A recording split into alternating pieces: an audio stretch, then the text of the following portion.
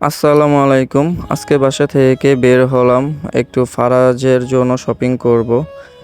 বাসা থেকে বের হওয়ার আগে বড় ভাবি আমাদের একটু পপকর্ন ভেজে দিল। তো পপকর্নটা আমি আর ফারাজ খাচ্ছিলাম। তো খেয়ে-দেয়ে আমরা বাসা থেকে বের হলাম। আমি, দিশা এবং ফারাজ। তো এখান থেকে বাসা থেকে যাব আজকে যমুনা ফিউচার পার্কে। যমুনা ফিউচার পার্কে যাওয়ার কারণ হলো ফারাজের জন্য জুতা কিনবো এর জন্য। তো এখানে যমুনা ফিউচার পার্কে ঢোকার আগে আমরা সবসময় এখানে আপনার বাম সাইডে একটা বেলপুরি ফুচকার দোকান আছে, তো সেখান থেকে বেলপুরি ফুচকাটা সবসময় খাই। তো এখানে খেয়ে দিয়ে তারপরে ফারাজকে নিয়ে আমরা যমুনা ফিউচার পার্কের ভিতরে ঢুকলাম। তো ফারাজ আবার যমুনা ফিউচার পার্কে এই এসকেলেটর সিঁড়িগুলো উঠতে খুব পছন্দ করে। সে এখানে খুব ভালো এনজয় করে এসকেলেটর সিঁড়িতে উঠে। তো ফারাজকে নিয়ে উঠলাম। তো আমরা এখন যাচ্ছি যমুনা ফিউচার পার্কে আপনার ফোর্থ চারতলায়। চারতলায় এখানে হলো জুতার দোকানগুলো। তো ফারাজের যে জুতাটা কয়েকদিন আগে কিনেছিলাম সেটা সাইজে একটু টাইট ছিল, তো এই কারণে জুতাটা এক্সচেঞ্জ করে বা অন্য জুতা নেব। তো ওনাদের এখানে কোনো ভালো কালেকশন ছিল না জুতার, বা ফারাজেরও জুতা সাইজ হচ্ছিল না বা জুতা পছন্দ হচ্ছিল না। তো এই কারণে এখন কি করব, জুতা ঠিক পছন্দ হচ্ছিল না। তারপর একটা সুন্দর একটা সাদা হোয়াইট কালারের জুতা পছন্দ হয়েছে, কিন্তু সেটা ওপরে হাঁটতেছিল, বাট প্যাকিং করার আগে দিয়ে দেখলাম একটা জুতার সাইজ ছিল আপনার 23, একটা জুতার সাইজ ছিল 24। তো মানে জুতার সাইজ ছিল উল্টা পাল্টা। তো এখন কি করবে, তো ওনাদেরও দেখালাম, ওনারা বললো যে ওনাদের সাইজ মিস্টেক হয়ে গিয়েছে, তো এটা বক্সের মধ্যেও নাই। তো যাই হোক, তারপর ওনার কাছ থেকে আমি টাকার রিটার্ন নিয়ে আসলাম।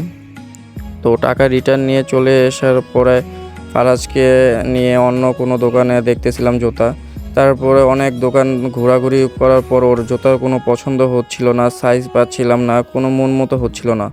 তারপর এখানে এসে এই সাদা জুতাটা পছন্দ হলো। তো ওনাদের ব্র্যান্ডিং একটা নাম, তো ব্র্যান্ডিং ইয়োর সেলফ নাম।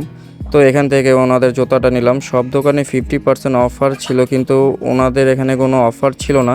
তারপরও আমাকে ওনারা 200 টাকার মতো অনার করেছে। তারপরে এখান থেকে ফারাজকে নিয়ে চলে গেলাম স্কিন নিডসে, কারণ এখান থেকে ফারাজের যাবতীয় সব কিছু নেই। তো স্কিন নিডসে যাওয়ার আগে আমরা আরেকটা দোকানে গেলাম, কারণ এখানে আরাফের জন্য ফিটার এবং মামপট লাগবে। তো এই দোকানটা থেকে আরাফের জন্য মামপট এবং ফিটার কিনলাম। তো এবং স্কিন নিডস এই শোরুমটা থেকে আমরা অনেক যাবতীয় সব সময় ফারার জন্য প্যাম্পাস এবং আরও দুধ মুধ আরও অনেক কিছু কেনাকাটা করে থাকি। এখান থেকে যাবতীয় আমাদের কসমেটিক যাবতীয় যা লাগে সব ওই স্কিন নিডস থেকে নেওয়া হয়ে থাকে। তো কেনাকাটা শেষ করে আপনার রাস্তার এই পারে আমি ফারাজ দিশা চলে আসলাম। তো ফারাজের খুব ক্ষুধা লেগেছে, তো ফারাজ খুব KFC চিকেন বল খাবে এবং সসেস খাবে। তো এর জন্য অর্ডার দিলাম এবং আমরাও এখানে এসে খেতে বসে পড়লাম, কারণ ফারাজের জুতাটা কিনতে অনেক লেট হয়ে গিয়েছিল। তার মধ্যে দোকান প্রায় অফ হয়ে গিয়েছিল। তো শেষ পর্যায়ে 9:30 বাজে, তারপরেও ওনারা আমাদের জন্য বহুত কষ্ট করে দোকান খোলা রেখেছিল। তো দোকান খোলা রাখার কারণে আমরা বলতে পারেন কিনতে পেরেছি। তো এই কেনাকাটা করতে করতে রাত অনেক বেজে গিয়েছিল। তো এখানে খাওয়া দাওয়া করতে বসে পড়েছিলাম। তো ফারাজও খুব মজা করে খাচ্ছিল, ওরও খুব ক্ষুধা লেগে গিয়েছিল। আমরাও খাওয়া দাওয়া শেষ করলাম। তো খাওয়া দাওয়া শেষ করে বিল দিয়ে তারপরে আসার উদ্দেশ্যে রওনা দিলাম। তো আমাদের ভিডিওটি ভালো লাগলে অবশ্যই সাবস্ক্রাইব এবং লাইক কমেন্ট শেয়ার করবেন। আল্লাহ হাফেজ।